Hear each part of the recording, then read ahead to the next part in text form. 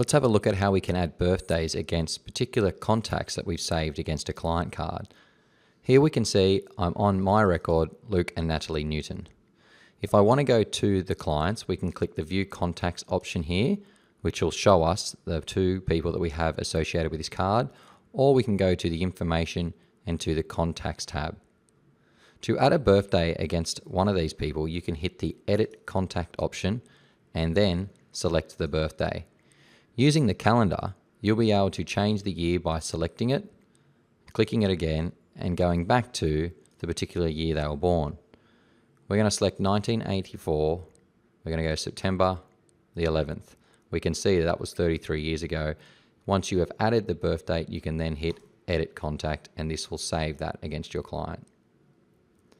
If we want to add a birthday for Natalie, we will click the Edit Contact option, go Date of Birth. We want to go back to 1986 in October the 30th, and we're then going to hit Edit Contact.